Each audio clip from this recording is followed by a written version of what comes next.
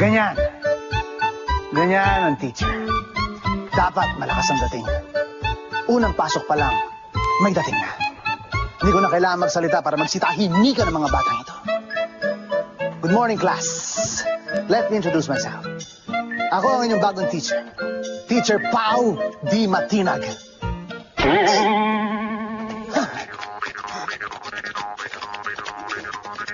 Kita niyo na? Unang tingin ko pa lang sa bata, natakot na. Katulad talaga ng mga videos na ito.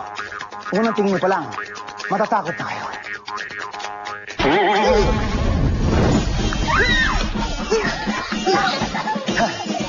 Hindi ko sila nakuha sa tingin. Pero bilang teacher, aray ko, kailangan mahaba ang inyong pasensya. At least hindi sila maingay. Hindi ba? Hindi mo na kailangan sumigaw ng quiet. Pero para kami mga abnormal dito, mag-ingay na lang kayo! Mag-ingay na lang kayo! At sakit-sakit na mukha ko! Mag-ingay kayo! Mag-ingay kayo! Aray ko! Aray ko! Sa classroom, dapat ang mga bata ay ginagawa natin busy. Isa sa pwede lang pagkaabalahan ay ang pagdodrawing. Ito ay nakakatulong sa kanila para maging creative and productive. Tingnan natin. Itong bata na. Halika, Iga. Oh, wow! Ang ganda naman ito! Sino ito? Kayo po, teacher. Ganda po ba? Ako to? Apo. Kayo po. Sana dinrawing mo na lang yung mga pasemplang-semplang na mga videos na ito. Taka, lalaki kang suwain! Upo! Kita nyo naman, sabi ko sa inyo, ang mga bata ay kailangan maging abala lang para sila ay maging productive at creative. Kita nyo na ang nagawa ko? Ang tatahimik nila, hindi ba? Di ba, kids? Kids? Mga batang mga demonyo ito. Ipinapangako ko sa inyo, mga 12 anyos, nasa kulungan na kayo lahat. Sabi nga nila, all work and no play makes one a dull boy. Kaya kailangan ng mga bata ay binibigyan natin ng oras para makapaglaro at makapag-enjoy katulad niyan. Di ba? Mas tahimik pa nga sila ngayon dahil sila ay masaya. Teacher, pwede po tayo maglaro na Hershey.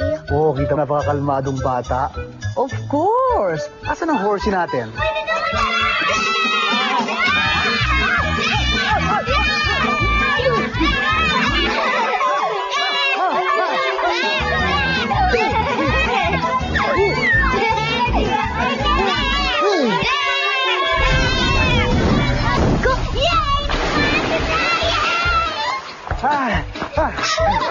Okay lang ako.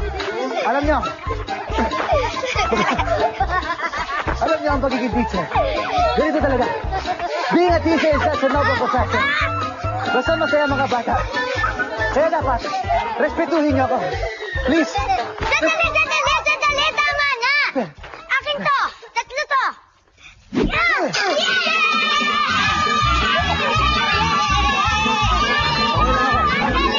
Okay lang ako mga bata.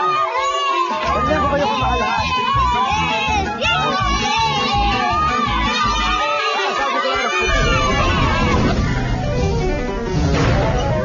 Kapag teacher ka, dapat mahaba ang iyong PC. Para mahaba ang iyong pasensya. Ika nga patience is a virtue, hindi po ba? Di ba mga kids?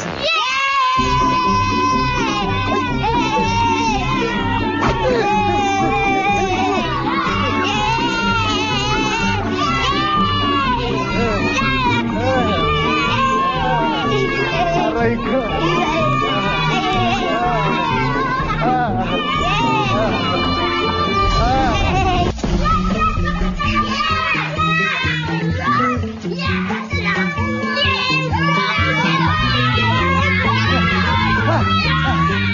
Tatapatin ko kayo. Masarap maging teacher. Pero minsan nakakaubos din siya ng pasensya. Lalo na kung ganito mga bata. Gusto mo na silang pagpapatayin. Kaya! Walang hiya kayo. Galit na galit na ako sa inyo. Walang hiya. Ayoko na kayo. Ay! Ano, teka, magsuntukan tayo dalawa.